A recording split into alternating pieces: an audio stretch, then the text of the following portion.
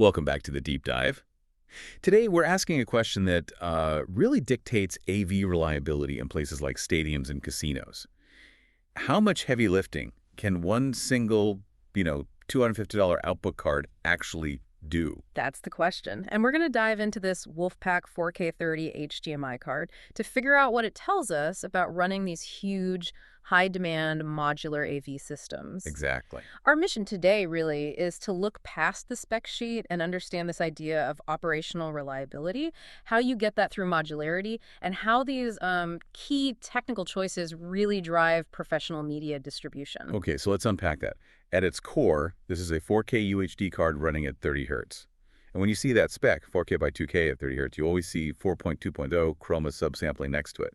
So why? Why 30 frames, and why that specific subsampling? Well, that 4.2.0 detail is the key. It's the technical compromise that makes these large systems cost-effective in the first place. A compromise how? It means the system is compressing color information just a little bit, but that saves a massive amount of bandwidth. Ah. And that compression is what lets you push a 4K video signal over longer and cheaper copper cables at 30 frames per second, very reliably.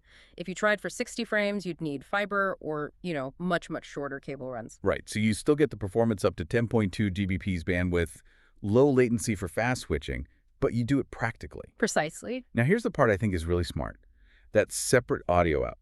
This card gives you one HDMI output, sure, but also a dedicated 3.5mm stereo jack.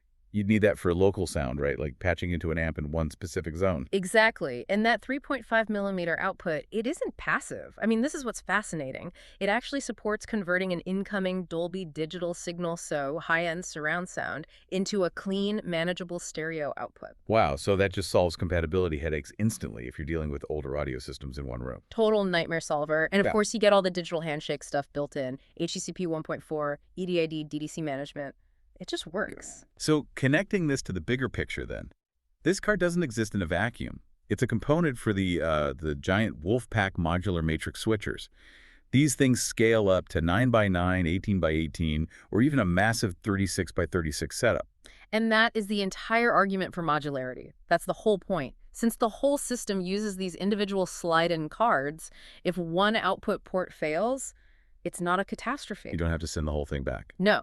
You don't send this chassis the size of a small refrigerator in for repair. You just, pop out the one bad card and slide a new one in.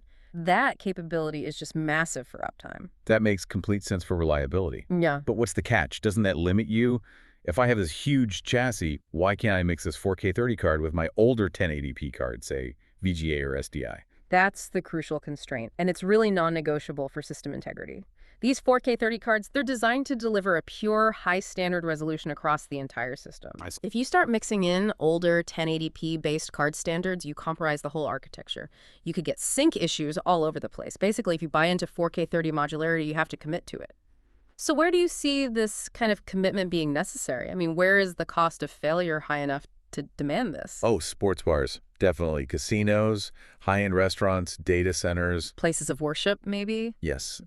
Any environment where 10 minutes of downtime means you're losing serious money or, compromising security. And with that complexity, you need refined control. So the matrix can be controlled via RS-232, a web GUI, or apps. Which means it plays nice with the big third-party control systems like AMX or Crestron. AMX, Crestron, Control4, Savant, all the major players. It has to integrate. And the beauty is just the simplicity of some of those commands. I mean, to switch input 8 to outputs 1, 8, and 16, it's just 8 by 1 and 8 and 16. That's it. Plus, there's a good budget tip here for end users, isn't there? You can buy this powerful hardware yourself and just hire a local installer for the software and labor part. It can save you a lot of money. And to make sure that hardware is reliable, every single unit goes through this rigorous 6-step testing procedure.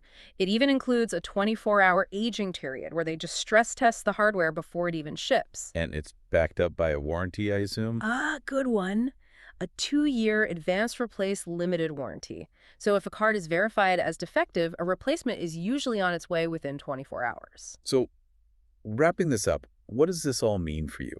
The real value of this card isn't just that it does 4K. It's the operational reliability and the ease of maintenance that it brings to these huge AV setups where, signal loss is just not an option. That's it in a nutshell. And here's a final provocative thought for you to chew on. Think about the flexibility of the copy protection of HDCP. Yeah. The system lets you manually choose whether to open or close HDCP on each output card. Which is a very powerful feature. It is, because it means an older display or a legacy receiver that can't support HDCP can still show the protected source. It bridges that gap between old hardware and new content, and it does it without you having to break the bank.